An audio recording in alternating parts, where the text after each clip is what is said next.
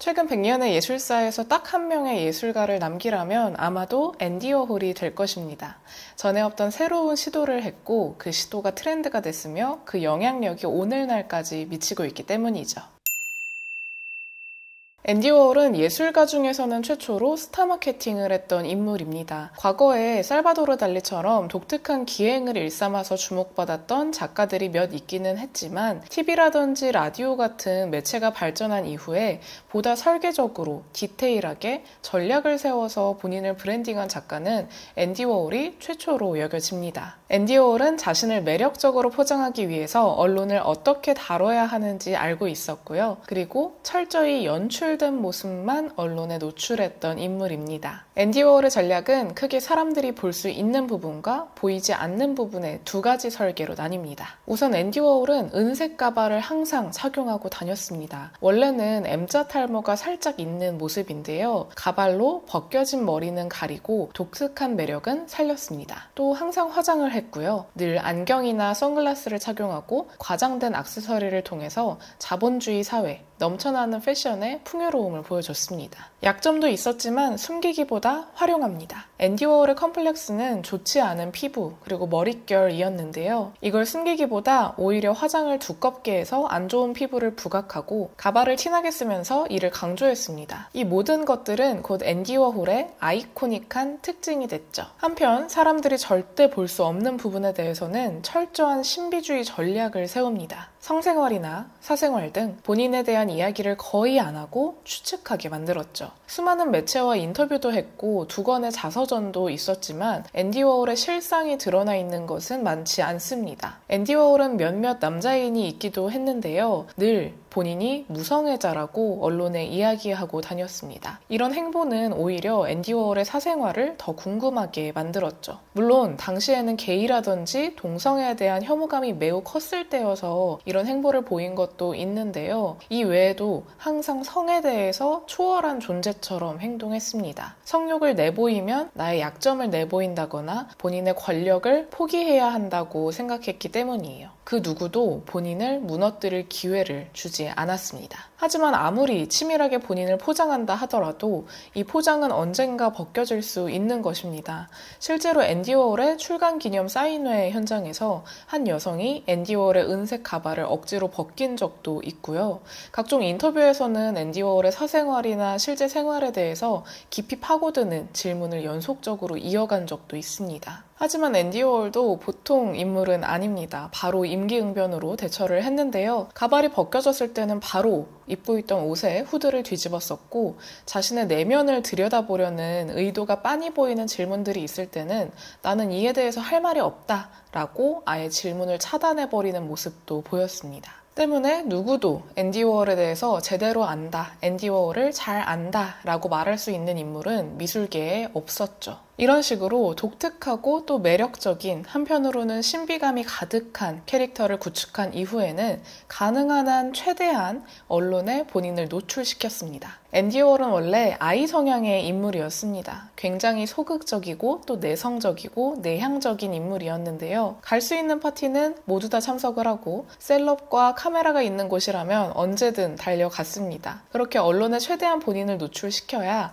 자신의 매력적인 브랜딩이 한 번이라도 더 알려질 수 있기 때문이었죠. 본인이 하는 행동 하나하나가 언론에 보도되는 걸 본 앤디 워홀은 곧 언론의 힘을 실감하게 되었고요. 후에 유명인과 인터뷰를 실은 잡지 인터뷰 창간과 더불어 1982년에는 MTV를 통해 앤디 워홀 TV라는 프로그램을 진행하기도 했습니다. 예술계, 패션계 인사들을 출연시켜서 자유로운 대화를 유도했죠. 언론의 흥미로운 이야기거리였던 앤디 워홀은 이후 언론을 지휘하는 지휘자 역할로 자리매김하게 됩니다.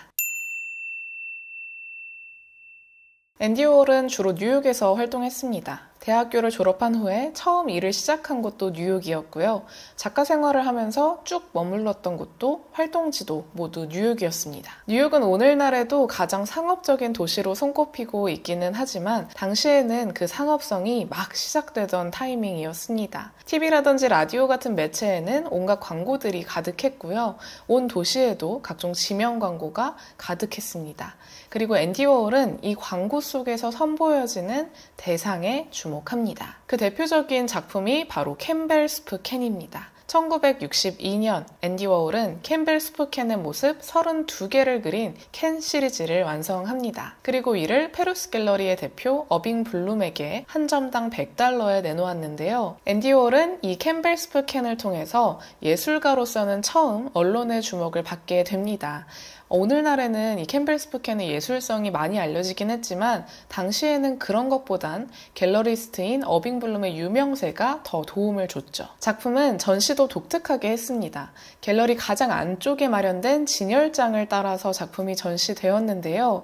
일반적인 갤러리에 전시하는 느낌이 아니라 실제 상품을 판매하는 것 같은 느낌을 내려고 일부러 기획한 거라고 해요. 캠벨 스프캔이 조금씩 유명해지면서 건너편에 있던 라이벌 갤러리에서는 이런 일도 벌였습니다. 갤러리 창문에 캠벨 스프캔을 실제로 전시를 해두고 우리는 진짜를 29센트에 팝니다 라고 캡션을 달아둔 거죠. 이런 에피소드들이 쌓이고 쌓여서 앤디 워홀의 캠벨 스프캔은 점차 더 그 유명세를 더하게 되었습니다. 전 세계 각국 다양한 컬렉터들에게 팔렸다가 다시 돌아오고 이런저런 구매자를 거쳐서 결국 어빙 블룸에 의해 이 캠벨 스프 시리즈는 뉴욕 현대미술관에 $1,450만, 하나 약 188억 원에 소장됩니다. 그저 스프캔을 그린 작품일 뿐인데 이 작품이 너무 유명해지고 비싸게 팔리게 되니 사람들은 스프캔에 대해 이런저런 이야기를 덧붙입니다. 원래 워홀은 작품에 대해서 그렇게 많은 코멘트를 하는 작가는 아닌데요. 이 캠벨 스프캔에 대해서는 명확하게 해설을 덧붙입니다. 가공식품이 그 시대 비즈니스 이미지를 가장 잘 대변하기 때문에 이 작품을 만들었다. 앤디 워홀을 격찬하는 비평가 중 상당수는 이 스프캔이야말로 앤디 워홀이 현대미술에 가장 크게 기여한 작품이라고 평가합니다. 캔이라는 개념이 식품점 진열장에서 갤러리로 자리를 옮김으로써 우리는 어떤 광고들을 절대 과거와 같은 방식으로 볼 수 없게 되었다는 거죠. 이 스프캔은 미술에 상업을 도입한 최초의 작품으로 인정받고 있습니다. 캠벨 스프캔 작업에서 볼 수 있듯이 앤디 워홀은 시대상과 비즈니스에 굉장히 많은 관심이 있던 작가입니다. 그리고 이 관심은 쭉 이어져서 앤디 워홀의 작품 세계에도 많은 영향을 주었죠. 앤디가 남긴 유명한 말이 있습니다. 돈을 버는 것이 예술이고 일하는 것이 예술이며 좋은 비즈니스야말로 최고의 예술이다. 하지만 이 말과 달리 작가 활동 초기에는 그리 좋은 비즈니스, 그리 좋은 예술을 하지는 못했습니다. 유명한 컬렉터나 미술관이 작가 작품을 소장하게 되면 그 작가의 가치는 자연스럽게 높아지게 됩니다. 워홀은 이를 잘 알고 있었고 유명한 컬렉터와 미술관에 본인 작품을 선물로 보냅니다. 유명 컬렉터인 레오 카스텔리에게 본인 작품을 보냈는데요. 하지만 카스텔리는 작품에 독창성이 없다며 거절합니다. 이후 뉴욕 현대미술관 모마에도 작품을 기증했지만 미술관은 작품을 다시 앤디에게 돌려보냈죠. 그냥 준다고 해도 안 갖는 작품이었던 겁니다. 그 이유는 우리가 정확하게 알 수는 없습니다. 본인 컬렉션의 수준을 유지하고 싶었거나 정말 작품을 둘 공간이 없었거나 다양한 이유가 있었겠지만 앤디에게는 굉장히 치욕적인 경험이었겠죠. 하지만 그럼에도 불구하고 앤디는 좌절하지 않고 언론이 주목하고 시장이 주목할 만한 작품을 연구하고 선보입니다. 1962년 말 앤디 워홀은 유명인들의 모습을 실크스크린 프린트에 담는 작업을 시작합니다. 마릴린 먼로, 엘리자베스 테일러, 엘비스 프레슬리, 제키 케네디의 모습을 담은 작품들이 탄생했죠. 이들 작품은 사진 속 모습을 실크스크린을 통해 캔버스에 그려낸 건데요. 이를 통해서 똑같은 사진도 다양한 이미지와 색으로 연출할 수 있었습니다. 이 때문에 이 초상화 시리즈에는 다양한 색깔과 크기의 버전이 존재하죠. 그리고 이 초상화 속 인물들에게는 공통점이 하나 존재합니다. 비극적인 죽음을 맞이했다는 것. 마릴린 먼로는 젊은 나이에 갑자기 세상을 떠났고요. 엘리자베스는 약물 과용에서 헤어나기 위해 힘겹게 투쟁하고 있었습니다. 또 제키 케네디는 대통령이던 남편을 갑자기 잃은 비운의 주인공이었죠. 비극적으로 세상을 떠났거나 비극적인 삶을 살았던 유명인을 그려낸 작업은 곧 언론의 주목을 받았고 이를 통해서 앤디의 인지도뿐만 아니라 작품 가격도 오르게 됩니다. 이 직후 앤디 워홀은 또 한 번 언론이 주목할 만한 작품을 선보입니다. 바로 재난 시리즈죠. 실제 재난사고 현장의 사진을 실크 스크린으로 옮겨 담은 작업입니다. 파티 드레스를 입은 채 교통사고로 사망한 10대들의 모습, 썩은 참치를 먹고 사망한 가정주부의 모습, 엠파이어 스테이트 빌딩 꼭대기에서 뛰어내려 어느 외교관의 리무진 위로 떨어져 죽은 한 패션 모델의 뉴스 사진 등 사건 사고의 순간을 실크 스크린을 통해 담아냈습니다. 언뜻 끔찍해 보이지만 이 작업들 역시 앤디가 이전에 선보인 작업의 연장선이었습니다. 앤디는 이전에 캠벨 스프캔 같은 상품, 유명 연예인의 사진 등을 작업에 활용했는데요. 이때 항상 앤디가 강조했던 건 그 사물의 이미지였습니다. 우리가 일상에서 너무 쉽게, 너무 반복적으로 접하는 사물의 이미지를 가져와 작품으로 제시함으로써 그 대상을 새로운 관점으로 바라볼 수 있게 만든 것이죠. 재난 시리즈도 마찬가지였습니다. 반복적으로 보도되는 재난과 죽음의 이미지를 보면서 사람들은 그 끔찍한 상황을 하나의 이미지로 인식하게 됩니다. 그리고 그 이미지에 익숙해지고 곧 둔감해지게 되죠. 마치 상업 광고를 반복적으로 보면 이후에 그 제품에 대해서 자연스러워지는 것처럼 이 죽음과 재난 시리즈도 반복적으로 보도되는 끔찍한 상황을 사람들이 익숙하게 느끼는 모습에서 출발했습니다. 한 작가나 작품이 유명해지려면 그 작품에 공감하는 사람이 많아져야 합니다.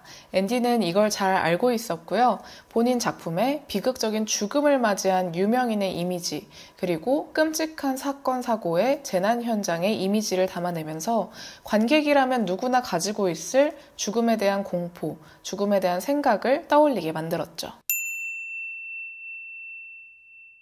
유명인의 초상화 작업 그리고 재난 시리즈 작업 이후에 유명세를 얻게 된 앤디 워홀은 본인의 작업실을 더 큰 곳으로 이사하게 됩니다. 그리고 미술품도 소비재처럼 생산 라인에서 제조할 수 있다라는 의미로 본인의 작업실을 팩토리라고 이름 붙였죠. 실제로 앤디 워홀의 작업은 일종의 조립 라인이 있었습니다. 앤디 워홀이 선택한 재료는 노동 대비 효율이 아주 좋은 실크 스크린이에요. 이 실크 스크린이란 얇은 천을 이용해서 인쇄하는 일종의 판화 기법인데요. 작품에 틀이 되는 드로잉과 컬러 작업만 하면 이후 노동은 조수가 하면 됐습니다. 덕분에 앤디는 바깥 사교 활동에 더 시간을 많이 쏟을 수 있었습니다. 하지만 문제도 있었습니다. 점차 이 팩토리가 유명해지게 되고 예술가들이 모여드는 크리에이티브 집단으로 형성이 되면서 점차 앤디 워홀의 실크스크린 작업은 조금 우선순위에서 밀리게 되었죠. 때문에 이 일은 동네 인쇄소로 맡겨지게 됩니다.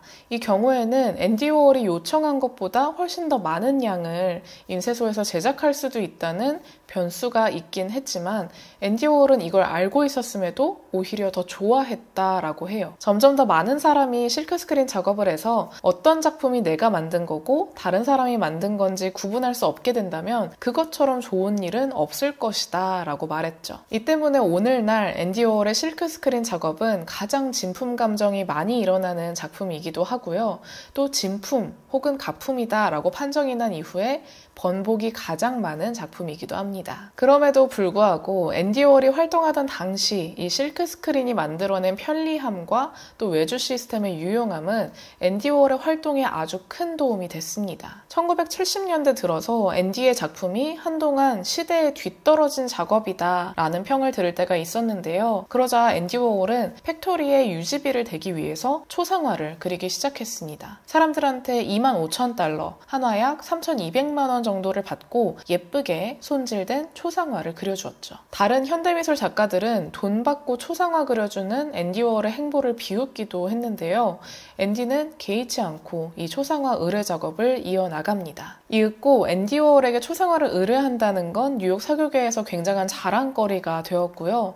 앤디는 이에 맞춰서 초상화 의뢰 가격을 높이면서 팩토리 유지비를 가뿐하게 충당해냅니다. 당시 앤디 워홀이 그린 초상화는 약 4,000점 정도 된다고 해요. 이 숫자는 평생 다른 작가들이 그린 초상화보다 훨씬 많은 숫자입니다. 앤디는 이 초상화를 하루 만에 뚝딱 그려냈다고 하는데요. 팩토리가 없었다면 그리고 실크 스크린 작업이 아니었다면 결코 해낼 수 없었을 일입니다. 이런 시스템은 오늘날 현대미술 작가들한테 많은 영감을 줘서요. 무라카미 다카시라든지 아이 웨이웨이, 제프 쿤스, 아니시 카푸어 같은 작가들도 조수를 두고 공장식으로 작품을 만들어내는 생산 라인을 구축하고 있습니다. 앤디 워홀의 이야기를 가만히 보고 있으면 소위 말하는 난놈이라는 단어가 떠오르는 것 같기도 합니다. 자기 자신을 아이코닉하게 꾸밀 줄도 알고 또 비밀스럽게 포장해서 관심을 모을 줄도 알죠. 또 단순히 대중의 이목만 끌고 끝난 게 아니라 다른 사람들은 포착하지 못한 것을 포착하고 작품화해서 돈을 버는 사업가적 기질과 예술가적 안목도 가졌습니다. 앤디의 뛰어난 예술가적인 기질을 가장 잘 보여주는 작품은 바로 브릴로 박스입니다. 이 작품은 비누 회사의 상자를 실제와 똑같이 만든 작품이에요. 크기도 색깔도 똑같지만 안에 내용물은 없고 실크 스크린으로 제작이 됐습니다. 이 작품이 공개되고 평론가 아서 단토는 예술 종말론을 통해 예술이 죽었다고 언급합니다. 이건 정말 예술이 끝났다는 게 아니라 브릴로 박스로 인해서 새로운 예술이 시작된다는 걸 알린 낙관적 전망이었습니다. 전통적인 미술 작품은 작품 그 자체로 설명이 됐습니다. 이게 왜 예술이야? 라고 물으면 예술가가 그린 그림이니까 예술이다 라고 이야기할 수가 있었죠. 하지만 앤디 워홀의 브릴로 박스는 그렇지 않았습니다. 시각적으로는 기성품과 전혀 차이가 없었죠. 그럼에도 불구하고 예술로 정의됩니다. 이 과정에서 우리는 왜 이것이 예술품이 되는지 새로운 철학적인 물음을 떠올리게 되고요. 이제 예술이 무엇인지 알고자 한다면 시각적인 경험으로 판단할 수 있는 게 아니라 철학적인 사유로 나아가야 하는 단계에 이르게 된 것이죠.